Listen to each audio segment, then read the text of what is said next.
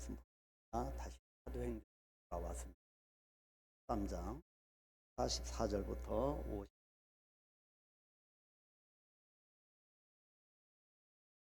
네, 다 같이 들어갈까요?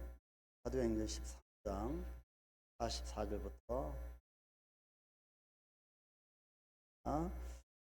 그 다음 안식일에는 온 시민이 거의 다 하나님의 말씀을 듣고자 하여 모이니 유대인들이 그 무리를 보고 시기가 가득하여 바울이 말한 것을 반박하고 비방하거늘 바울과 바나바가 담대히 말하여 이르되 하나님의 말씀을 마땅히 먼저 너희에게 전할 것이로되 너희가 그것을 버리고 영생을 얻기에 합당하지 않은 자로 자처하기로 우리가 이방인에게로 향하노라. 주께서 이같이 우리에게 명하시되 내가 너를 이방의 빛으로 삼아 너로 땅 끝까지 구원하게 하리라 하셨음. 이방인들이 듣고 기뻐하여 하나님의 말씀을 찬송하며 영생을 주식으로 작정된 자는 다 믿더라. 주의 말씀이 그 지방에 두루 퍼지니라. 이에 유대인들이 경건한 귀부인들과 그 신의 유력자들을 선동하여 바울과 바나바를 박해하게 하여 그 지역에서 쫓아내니 두 사람이 그들을 향하여 발에 티끌을 떨어버리고 이고니온으로 가거늘 제자들은 기쁨과 성령이 충만하니라. 아멘. 제가 아까 교회 소식할 때 말씀드리려고 했었는데 오늘 전심 식사는 떡기 선생님이 수업을 했다고 연락을 받았습니다. 땅에서 다 공수를 해왔더라고요. 드리고 있게 닭떡기 선생님을 위해서 기도해 바랍니다. 또 김하은 청년이 큰 사고는 아니고요. 서 있는데 뒤에서 차량에 받쳐갖고 지금 차량은 다 수리 경미합니다. 그러나 이제 골반하고 허리가 많이 아프다고 해서 이제 치료 중에 있고 또 우리 김정자 성도님은 어제 한 2시간 정도 같이 저와 면담을 했고요. 등록 카드는 작성했어요. 한강교회 룰대로 2개월 동안 충분히 성경 충분히 적응하고 저희 목회 한강교회 방향성에 대해서 하고 또 본인도 하나님 나라에 같이 숨길 되어지면 아주 기쁜 마음으로 우리가 다만 한강교회 정회원 헌신 동의서에는 사인을 하셨습니다. 반갑게 맞으시고 파라셀로 편성을 했으니 찬양해 주시고 신고해서 등록할 때까지 이해해 주시기 바랍니다. 오늘 이 말씀을 우리가 봅니다. 작년 말 주에 우리가 바울의 식물 인생에 대해서 이 존재 의미, 존재 가치에 대한 깨닫는 마중 그리고 이 메시지를 담은 주님의 메시지를 담은 메신저로서의 그런 힘을 깨닫게 되었고 또 결국에는 예수 그리스도의 생수의 물을 퍼 올리는 그런 마중물 우리가 보았습니다. 이것이 사도행전 13장 43절까지의 말씀이었습니다. 그리고 계속 성도형신 예배 표대를 향하여 말씀을 보았고 그리고 우리가 월삭 새벽 기도가 모든 어떤 예배를 통하여 또 지난주 설교를 통하여서 교회가 나아가야 할 방향성에 보았고요. 하나님께서 우리 발걸음을 어떻게 인도하신가에 대한 비전에 대해서 우리가 살펴보았습니다. 작년 마지막 주일 설교에서 그래서 이 바울의 마중물 인생을 살펴보면서 바울의 첫 번째 설교였었습니다. 이 첫 번째 바울의 설교를 들었던 사람들이 다음 안식일에도 다시 와서 말씀을 전해달라고 요청한 것을 우리가 보았습니다. 그리고 바울과 바나바가 하나님 말씀의 깊은 은혜를 경험한 이 비시디아 안디옥 사람들에게 항상 하나님의 은혜 가운데 있으라고 권면하는 것도 우리가 들었습니다. 자, 이 권면은 하나님의 은혜 가운데 항상 있으라고 하는 이 권면은 정말로 놀라운 말씀입니다. 많은 사람은 하나님의 은혜가 나에게 임하기를 그렇게 기도하지만 하나님께서 주시는 은혜의 가치가 얼마나 귀한 것인지에 대해서는 잘 모르는 듯합니다. 그래서 계속 우리는 기도는 합니다. 하나님의 은혜를 위해서 기도하지만 나에게 임했으면 좋겠다. 하지만 그 하나님의 은혜가 정작 얼마나 귀한 것인가를 잘 인식할 때가 참 많다는 겁니다. 하나님의 은혜가 우리에게 임하는 것 이상으로 정말 중요한 것은 하나님의 은혜 가운데 거하는 것을 결단하는 일입니다. 그래서 우리에게는 결단의 삶이 굉장히 중요합니다. 예배는 하나님의 집에 머무르는 것으로부터 시작됩니다. 한 주간의 첫 시간이 언제입니까? 주일입니다. 한 주간의 첫 시간을 어디에서 머무를 것인가를 결단하는 것이 예배입니다. 이런 관점에서 예배란 교회에서 말씀을 듣고 어떻게 살아갈지를 결단하는 일입니다. 그런데 수많은 삶의 현장에는요, 이런 결단을 자꾸 낙심케 만들어 보내는 부정의 힘이 있고요. 그리고 우리를 더 우리되게 만드는 긍정의 힘이 충돌할 때가 참 많습니다. 오늘 이 본문에는 이 부분이 부각되어 기록되어 있습니다. 이런 충돌이 바울의 현장에서 있었는데 어떻게 이 부분을 부정의 힘과 긍정의 힘이 충돌할 때 이 부분을 어떻게 해결해 갔는지를 오늘 본문에서 한번 알아보려고 합니다. 자, 첫 번째는 우리의 인생 가운데 또 우리의 사회계 현장 가운데 항상 두 가지가 혼재되어 있는데 두 가지 영향력의 혼재입니다. 우리 심령 깊은 데에서도 항상 두 가지 이 강력한 영향력이 도사리고 역사하고 혼재하고 있다는 거지요. 자, 오늘 본문은 이렇게 시작합니다. 44절. 그 다음 안식일에는 온 시민이 거의 다 하나님의 말씀을 듣고자 하여 모였다. 그렇게 기록합니다. 이것이 바로 복음의 영향력입니다. 복음에는 아주 강력한 영향력이 있습니다. 그래서 이 복음의 책, 성령 행전, 다시 말하면 사람 행전, 사람을 바꿔놓는 행전, 이 사도행전은 강력한 이 영향력을 기록하고 있습니다. 사람이 막 바뀌어지죠. 그래서 우리가 사도행전을 통과하면서 내 자신이 하나님 보시기에 합당한 사람으로 변화되어야 정상입니다. 처음에는 몇 명이 듣습니다. 그 다음에는 수십 명이 되고 그 다음에는 수백 명, 수천 명이 되고 이렇게 계속 강력하게 영향력이 퍼져나간다는 것이지. 다음에도 와서 말씀을 전해 주십시오 라고 하는 요구, 수많은 사람들이 모이는 것, 복음의 영향력입니다. 사도행전 24장 쭉 나중에 볼 텐데요. 사도행전 24장 5절에 보면 대제사장 아나니아가 총독을 향하여 바울을 고소했습니다.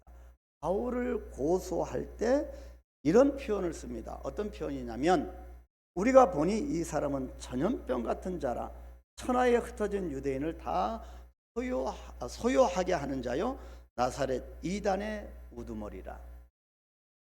옛날 이 개역 성경에는 연병이라고 표현을 했습니다. 자, 여기 전염병이라고 하는 이 말을 원어에서는요, 이 연병, 치명적인, 오늘날 치명적인 흑사병과 같은 병을 말합니다. 그 정도로 전염성이 강하고요, 영향력이 어마어마하다고 하는 것입니다. 근데 마태복음 13장 31절에도요, 예수님께서 천국에 대한 비유의 말씀을 주십니다. 천국은 마치 사람이 자기 밭에 갖다 심은 겨자씨 하늘 같으니, 겨자씨가 얼마나 작습니까? 제가 옛날에 보여드렸죠. 아주 볼펜으로 점 하나보다도 더 작은 겨자씨가 어마어마하게 큰 나무와 그늘을 만들어 줍니다. 그리고 마태복음 13장 33절에서도 천국은 마치 여자가 가루 서말 속에 갖다 넣어 전부 부풀게 한 누룩과 같다, 그렇게 말을 합니다. 이 영향력이 점점 확대가 되고 강력해진다는 거죠. 더 커집니다. 자, 천국과 복음은요, 이처럼 힘차게 퍼져 나간다고 하는 좋은 소식입니다. 긍정의 힘입니다. 그래서 복음은 굿뉴스 아니겠습니까? 그런데 이 세상은 자꾸 굿뉴스에서 멀어지고 있습니다. 그런데 예수님은 천국만, 그리고 좋은 소식만 영향력이 있어서 이렇게 퍼져 나간다고 하지 않으셨습니다. 마가복음 8장 15절에 보니까 부정의 힘도 말씀하셨습니다. 예수께서 경고하여 이르시되 삼가 바리새인들의 누룩과 헤롯의 누룩을 주의하라. 무슨 말일까요? 바리새인과 헤롯의 아주 못된 버릇, 하나님을 대적하는, 그리고 아주 안 좋은 것도 누룩처럼 강력하게, 이 부정의 힘도 강력하게 번져나간다는 것입니다.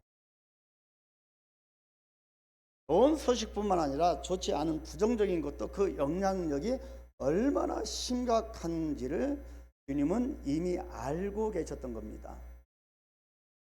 이런 면에서 복음만 영향력을 가진 것이 아님을 알 수 있습니다. 그래서 세상에는 두 가지 영향력이 존재합니다. 우리가 삶을 살아가는 우리 모든 세상에는 두 가지 영향력, 그리고 우리 삶 가운데서도, 우리 심령 가운데서도, 심지어 우리가 주님 앞에 기도하는 그 순간에도 우리가 종종 이 두 가지 영향력 앞에 우리가 잠식될 때가 참 많습니다. 하나는 긍정적인 영향력이고 또 하나는 부정적인 영향력입니다. 이 두 가지 영향력이 혼재하면서 우리의 삶을 자꾸 짓누릅니다. 긍정적인 영향력은 복음처럼요 굿뉴스이지만, 부정적인 영향력은 반대로 배드뉴스입니다.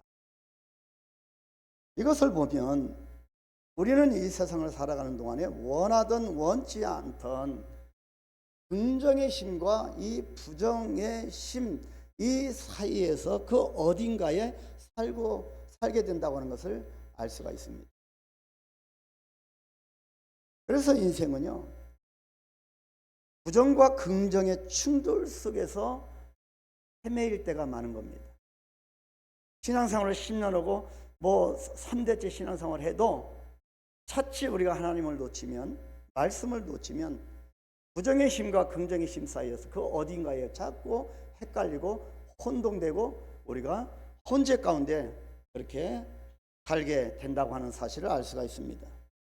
그래서 예수님의 누룩과 바리새인의 누룩 사이에 있는 것입니다.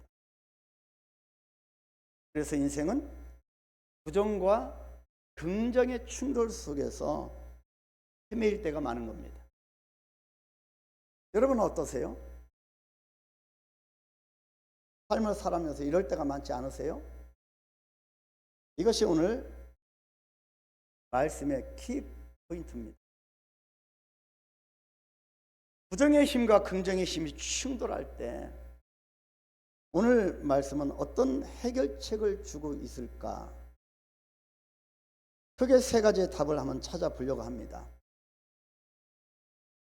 여러분, 제가 공식적으로 말씀을 안 드렸지만 지금 26번째 교회를 개척 거의 준비하고 있습니다. 헌금이 모아졌고요. 그래서 이 몽골 울란바토르에서 145km 떨어진 아라갈란트라고 하는 그 지역에 26번째 교회 부지를 구입하는 재정을 보냈습니다. 하나님의 역사지요. 이 자라갈란트라고 하는 이 교회에 있는 헤링볼라크 사랑의 샘 교회인데요. 이 지역은 그전에 말씀드린 것 같아요. 저희들이 전도대가 1월 2일 가장 추울 때 영하 50도가 더 떨어지는 그 가장 추울 때 각 교회를 순회하면서 그렇게 완전히 차가 전복돼서 간신히 구출된, 완전히 7시간 사경에 헤매고 그 추위와 영하 55도 되는 그 추위와 사투를 벌이면서 구출된 가장 가까운 마을인데, 그 마을에 복음을 전하고 교회가 세워지고 다시 또 26번째 교회, 지금 땅을 매입을 했습니다. 작년에 몽골에 갔다 오신 분은 그 지역이 생각나실 겁니다. 이게 하나님의 역사지요. 그래서 자꾸 이 지역에서 이 부정의 힘이 강력하게 역사했었습니다. 근데 결국에는 부정과 긍정의 이 힘이, 영향력이 그렇게 혼재했을 때, 충돌했을 때 긍정의 힘으로 인하여서 이 사역이 진행이 되고 있습니다. 여러분 많이 기도해 주셔서 감사하고 앞으로 계속 기도해 주시길 바랍니다. 자, 부정과 긍정 사이의 승리의 해결책이 무엇일까? 첫 번째가 시기와 비방에서 속히 나오기입니다. 사도행전의 성령행전이가 성령께서 강력하게 역사해서 사람을 다 때려부시고 역사가 일어나서 그런 걸 기대하겠지만요, 여러분 우리가 간과한 부분, 시기와 비방에서 속히 빠져나오는, 바로 이것이 승리의 해결책입니다. 오늘 본문 45절에 보니까 유대인들이 그 무리를 보고 시기가 가득하여 바울이 말한 것을 반박하고 비방하거늘. 좋은 소식, 그것도 생명을 살리는 이 메시지가, 첫 번째 바울의 설교가 선포되고 전파되는데 마귀가 그냥 있을 리가 없지요. 복음이 전해지는 데는 강력한 이 부정의 힘, 사탄의 방해 공작이 있습니다.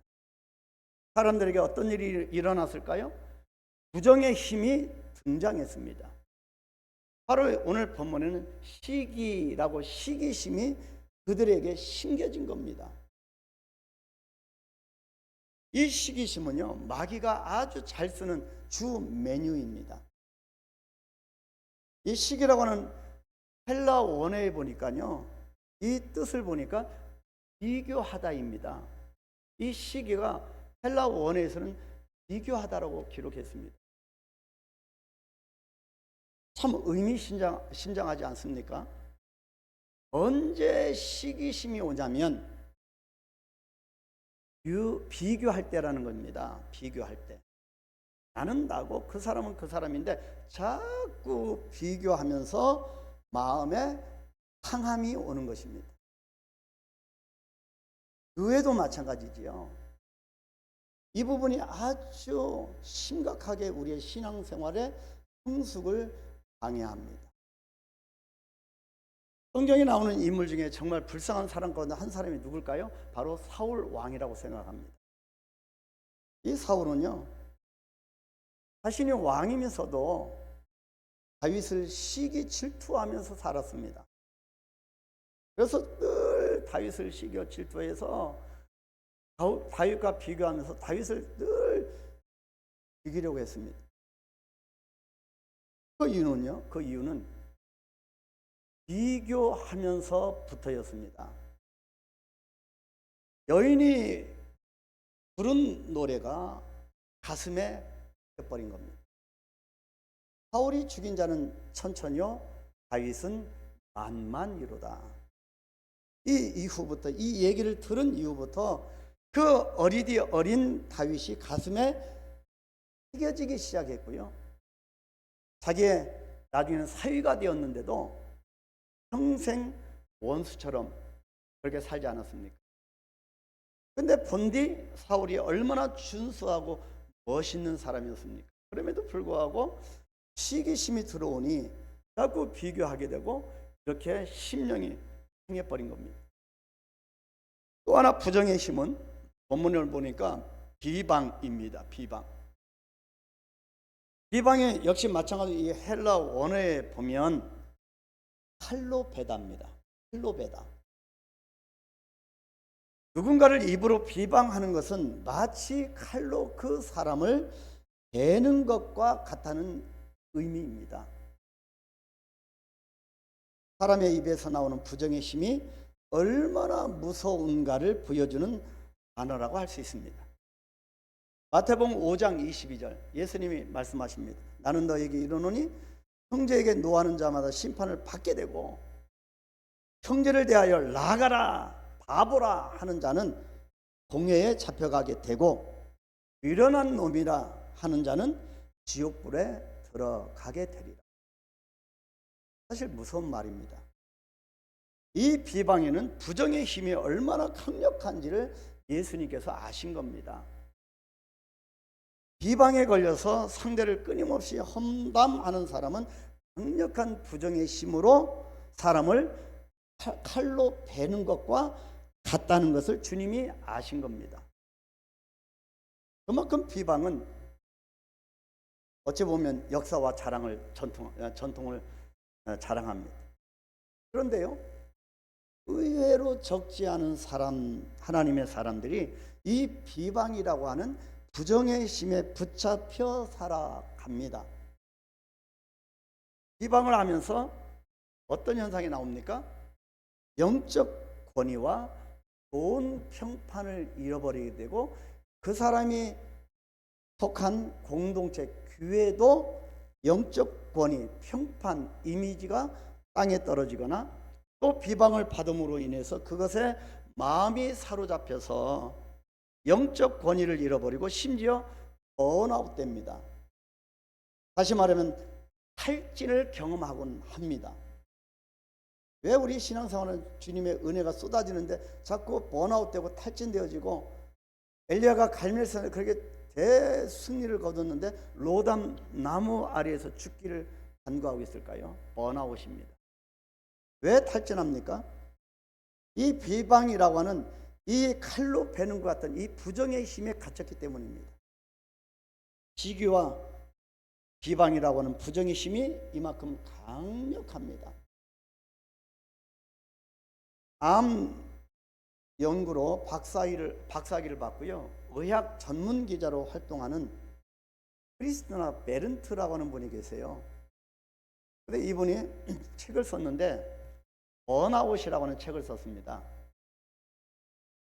자, 이 책에서 이분은 크리스티나 베른트 이 저자는 현 시대를 번아웃의 시대라고 정의를 내렸습니다. 이 현 시대 경쟁 사회, 정말 숨을 쉬기도 힘든 그런 경쟁 사회에서 이 현 시대는 번아웃 시대라고 그렇게 말을 한 겁니다.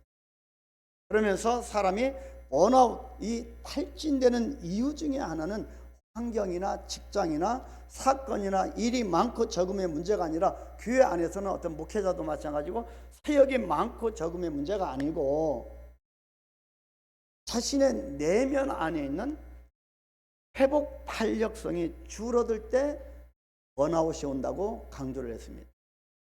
회복 탄력성입니다. 우리 10년 가운데 우리 내재되어 있는 회복 탄력성이 줄어들 때 번아웃이 온다고, 탈진된다고 그렇게 말을 합니다.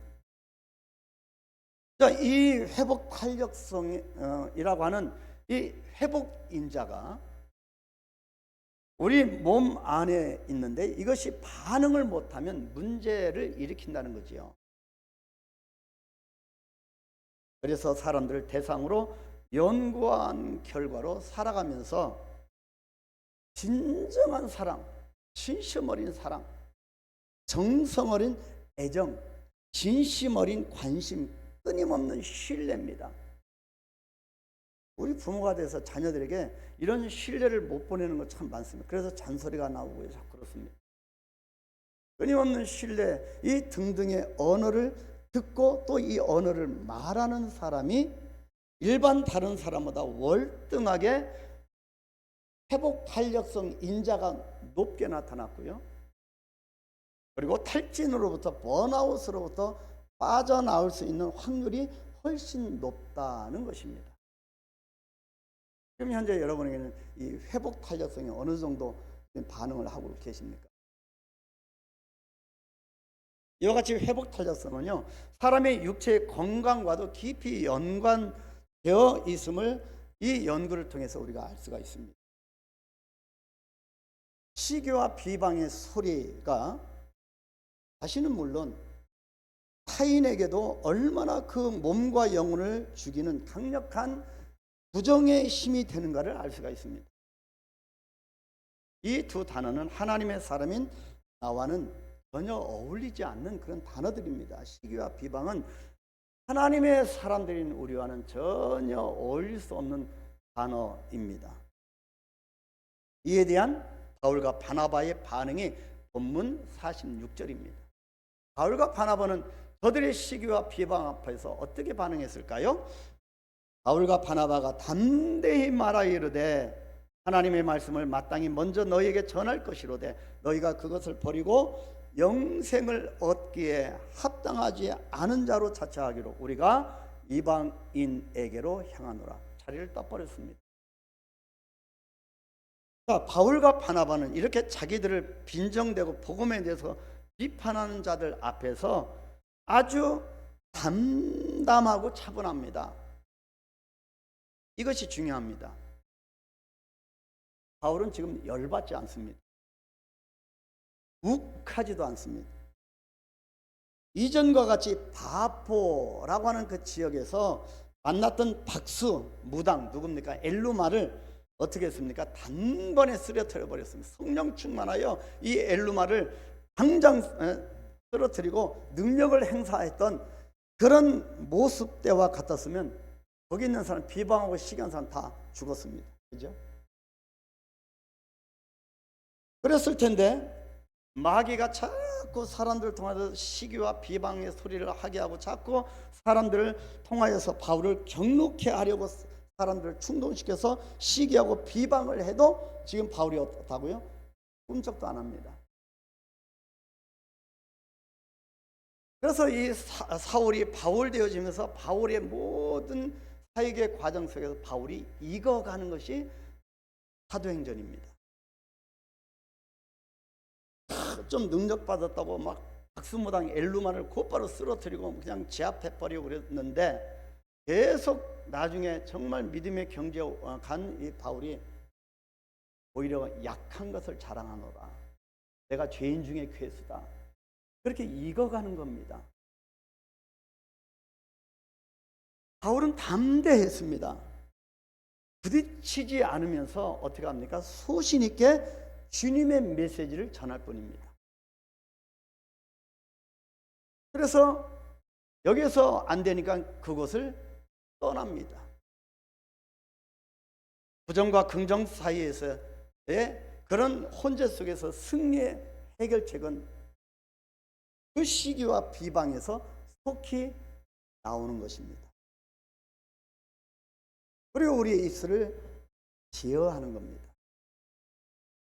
두 번째, 승리의 해결책 두 번째는 지금 주님께, 내가 주님께 온전히 붙어 있는지, 접붙여 있는지를 점검하기입니다. 영적 전쟁에서 승리하려면 하나님의 임재 연습을 끊임없이 해야 합니다. 하나님은 나와 함께하고 하나님의 임재 연습, 이것도 훈련입니다. 주님과 나의 코드가, 이 전선줄이, 이 코드가, 콘센트가 잘 연결되어 있는지를 보아야 합니다. 지금 주님께 붙어 있는지를 점검을 해야 한다는 거지요. 여러분, 주님과 하나님의 임재 앞에 여러분 잘 연결되어 계십니까? 신앙생활 속에서 부정의 힘과 긍정의 힘이 충돌한다고 하는 것은 무슨 얘기입니까? 내 내면에 주인 바꾸기가 아직 안 된 겁니다. 예수님으로 나의 모든 주인임을 고백하고 주님으로 나의 주인을 바꾸지 아직 않은 겁니다. 그래서 내 내면이 늘 헷갈립니다. 그래서 나의 내면에서 늘 충돌이 일어나기 때문에 부정의 힘과 긍정의 힘이 아직도 내 안에서 헷갈리는 겁니다. 사람이요, 비겁해지는 이유가 뭘까요? 우리 신앙인들이 어쩐 때는 성경책을 들고 길거리를 다니는 것도 부끄러워하는 분도 계세요. 사람이 비겁해지는, 또 사람들 앞에서 내가 하나님의 자녀로 떳떳하게 당당하게 그렇게 살지 못하는 비겁해 해지는 이유가 뭘까요? 믿음이 없기 때문입니다. 믿음이 없기 때문입니다. 그 반대로 야망과 야심적인 인간이 되는 이유가 뭘까요? 아직 설리고 작고 만삭되지 못한 그런 행동이 나오는 그런 야망적인 인간이 되는 이유는 나의 내면의 욕망이 너무 크고 심하기 때문입니다. 매일매일 욕망이 터져나오기 때문입니다. 말씀을 귀하게 여길 줄 알고요, 내면의 욕망이 멈춘 사람을 참된 신앙인이라고 말할 수 있습니다. 긍정의 힘은 그렇기 때문에 내 안에서 나오는 힘이 아닙니다. 바로 그것은 하나님 안에 거할 때 하나님으로부터 나오는 힘입니다. 그래서 주님께 붙어 있으면 십자가를 지는 힘이 생깁니다. 우리가 생마음으로 어떻게 십자가를 지겠습니까? 주님께 붙어 있으면 십자가를 아주 감사하게 달게 짊어지는 힘이 생깁니다. 모든 사명을 완수하는 힘, 파워, 고난과 역경을 이기는 힘이 그때 부어지게 됩니다. 이것이 교만으로 무너지지 않는 비밀입니다. 우리는 그래서 하나님 앞에 비밀을 간직한 자들 아닙니까? 세상이 알 수 없는. 어떻게 저 사람은 완전히 쓰러질 수밖에 없는, 완전히 낙심할 수밖에 없는 그런 환경에서 먹을 것도 별로 없는 것 같은데 어떻게 쓰러지지 않고 그렇게 기쁘게 감사함으로 십자가를 질 수 있을까? 이것이 우리의 비밀 아닙니까? 반대로 부정의 힘은 하나님을 떠날 때 오는 힘입니다. 주님의 은혜 안에 거하는 연습을 해야 부정과 긍정 사이에서 어디에 서야 할지를 분명히 알 수가 있습니다. 지금 내가 주님께 붙어 있는지를 점검하기는 생각의 근육과 분별의 근육을 키우는 일입니다. 여러분, 누누이 강조해서 기도도요, 기도의 근육이 연단 훈련하는 것이 중요합니다. 말씀을 보는 것도 말씀 보는 근육을 훈련시키는 게 중요합니다. 이 근육이 키워지지 않으면 우리가 단 5분도 기도 못합니다. 말씀도요, 단 1분, 2분 말씀 보려면 졸리고요. 이것은 우리의 영적 근육이 키워지지 않았기 때문입니다. 그때 비로소 하나님께 영광을 돌리는 삶을 살아갈 수 있기 때문입니다. 그래서 지금 내가 주님께 온전히 붙어 있는지를 점검하셔야 합니다. 자, 승리 해결책 세 번째는 마귀의 전략을 파악하기입니다. 본문 48절, 이방인들이 듣고 기뻐하여 하나님의 말씀을 찬송하며 영생을 주시기로 작정된 자는 다 믿더라. 복음에 대해서 부정적인 반응을 보인 유대인들과는 달리, 유대인들은요, 이 시오니즘, 자기들만 선미라고 하는 선민 사상에 사로잡혀서 오히려 이 복음 앞에서 부정의 힘에 사로잡혀서 부정적인 반응을 보였습니다. 이 유대인들과는 달리 놀랍게도 복음을 들은 이방인들은 어떻게 했습니까? 긍정의 힘에 사로잡혀서 기뻐하며 감동을 받고 찬송을 드렸다고 그렇게 기록합니다. 이것이 바로 옥토 마음이라고 볼 수 있습니다. 옥토. 이 옥토는요, 주님이 비유로 말씀하셨잖아요. 이 옥토는 어떠한 씨가 떨어져도 열매를 맺도록 도와줍니다. 여러분 자신이 옥토의 마음을 갖고 계십니까? 옥토의 마음 가진 이 땅은요, 상처를 입은 씨, 완전히 부서진 씨, 연약한 씨이지만 이 옥토에 떨어지는 순간에 옥토의 이 긍정의 땅은 이 씨를 다 차별하지 않고 다 수용합니다. 그리고 모든 영양분을 그 씨에게 다 베풉니다. 그런데 다른 한편은 어떻습니까? 다른 한편 오늘 성경 50절 말씀에 보니까요, 또 다른 부정의 힘이 나옵니다. 이에 유대인들이 경건한 귀 부인들과 그 신의 유력자들을 선동하여 바울과 바나바를 박해하게 하여 그 지역에서 쫓아내니, 마귀가 주는 부정의 힘은 항상 뒤에서 선동하고 자기 자신은 절대 드러나지 않습니다. 자꾸 조종합니다. 선동합니다. 이 마귀의 전략에 넘어가면 안 됩니다. 그런데 불행하게 이 마귀의 전략에 속아 넘어간 사람이 있었는데, 경건한 귀부인들, 그로 누굽니까? 그 지역의 지도층 인사였습니다. 리더들이었습니다. 마귀는 참 큐활합니다. 그냥 보통 초신자들이나 보통 사람을 넘어뜨리는 것이 아닙니다. 영향력을 주는 위치에 있는 리더들을 무너뜨립니다. 그래서 여러분이 저를 위해서 좀 많이 기도해 주시는 이유도 그렇고요, 셀장님이나 각 기관장들이나 여러분들이 기도를 많이 해야 되는 그 이유입니다.